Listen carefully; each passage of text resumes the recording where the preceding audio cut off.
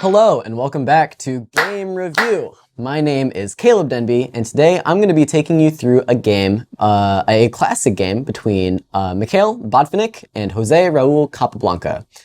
This was a game played all the way back in 1938, and it's very, very famous. You might be familiar with it. I think it's actually, been called an essential in any person's studying of the classics. And the reason for that is it's very, very instructive in the way that both players played.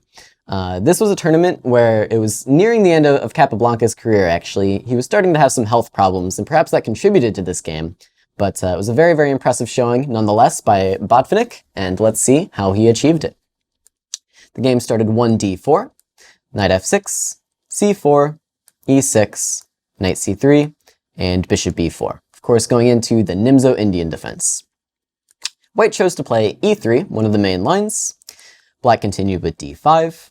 And now, after a3, white is forcing black to make a decision, either to capture or to retreat. In this case, we see bishop takes c3, b takes c3. And after c5, white's temporary deficiency in his pawn structure is now solved with c takes d5. And after e takes d5, bishop d3, castles, knight e2, and b6, we have achieved kind of the structure of our position for the game. It's a very interesting structure, and it's one that can be achieved a few different ways in the Nimzo-Indian. And generally, the plans for black lie on this queen side.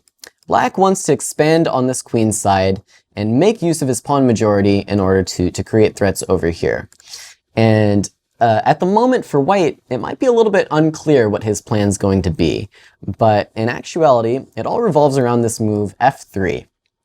White wants to play f3, use this c pawn to support his center, and then continue with e4, expanding in the center, and if white can achieve this comfortably, it's usually going to come with devastating effect.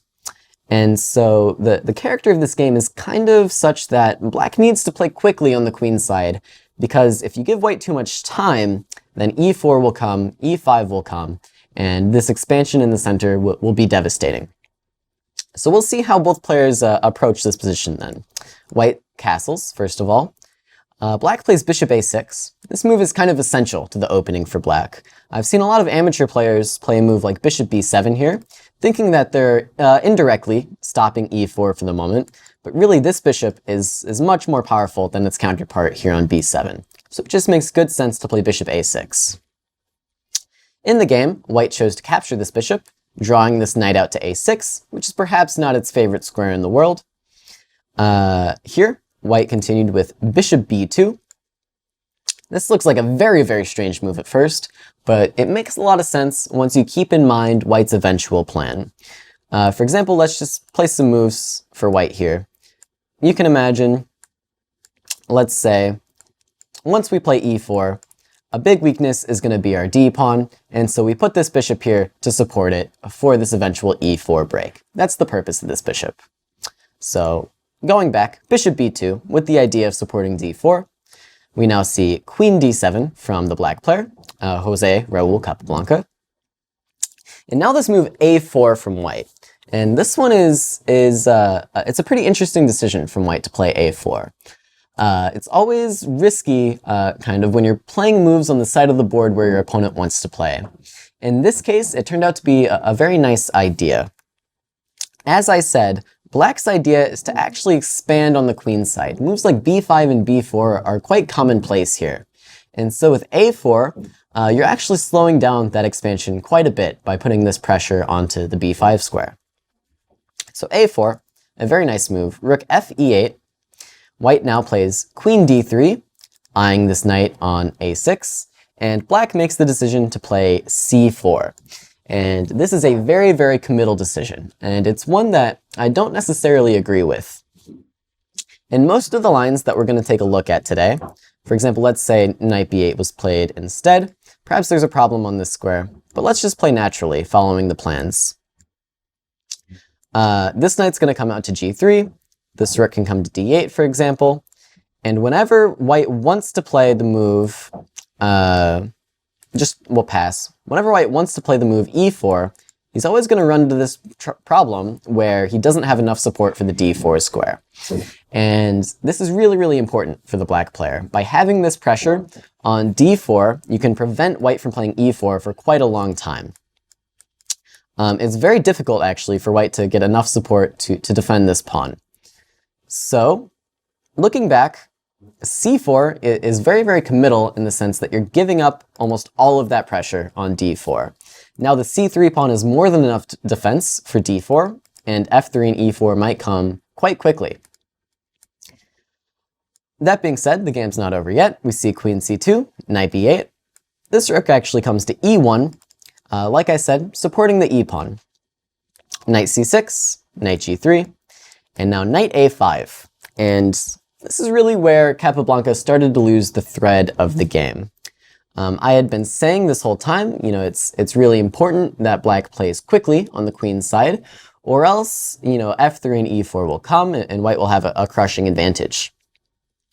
And while the knight might look nice coming from a5 to squares like b3, it's simply not doing enough. What you need is this pawn coming to b4, like right away, or else you're going to be in trouble. I would have preferred to see a move like a6 even, or a move like rook b8, with the idea being you're going to open things up on the queen's side as fast as possible, trying to prevent white's play in the center from kind of crushing.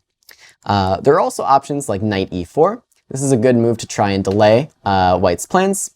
White actually has the very, very interesting move, though, knight h1, the idea of playing f3 and bringing this knight back out to f2, or even g3 again. And now the game might continue with a move like a6, like I was saying, and after f3, we'll say knight g5, e4. Black is expanding on the queen's side as white is expanding in the center.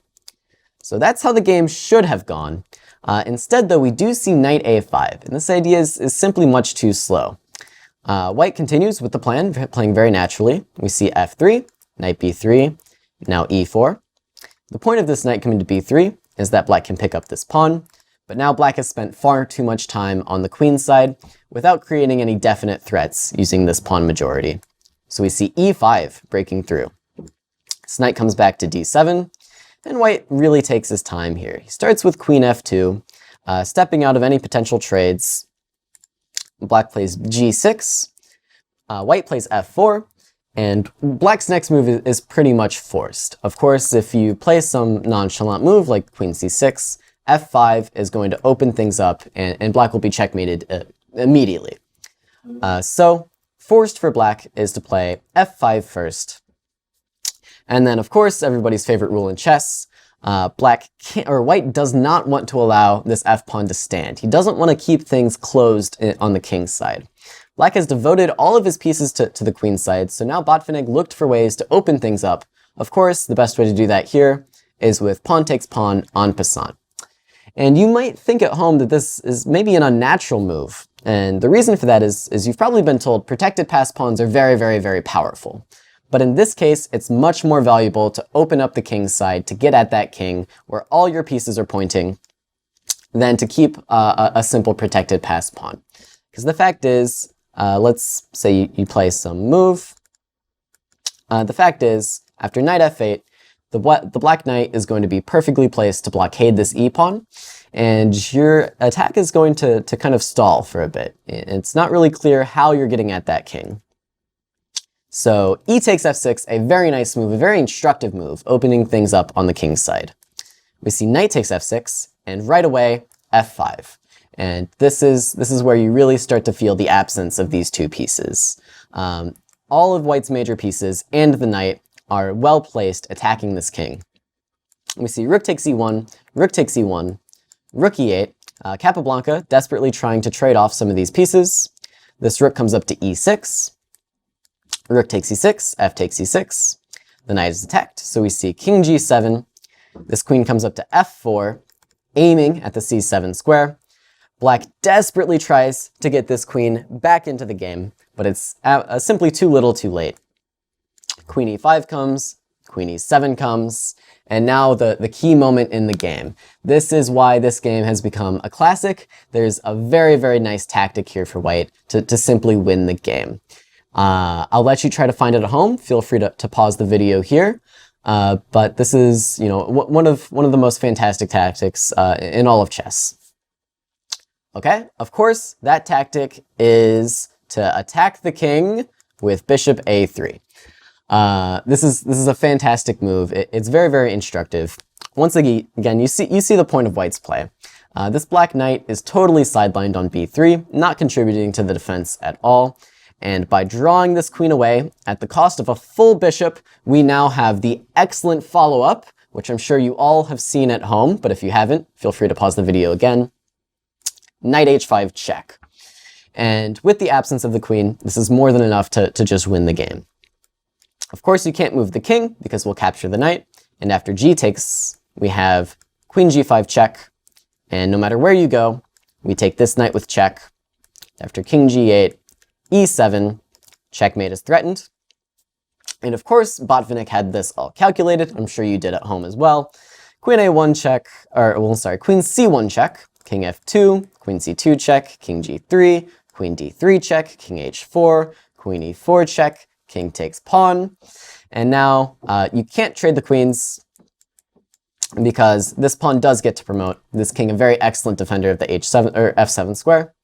And instead we see queen e2 check, and after king h4, queen e4 check, g4, queen e1 check, king h5.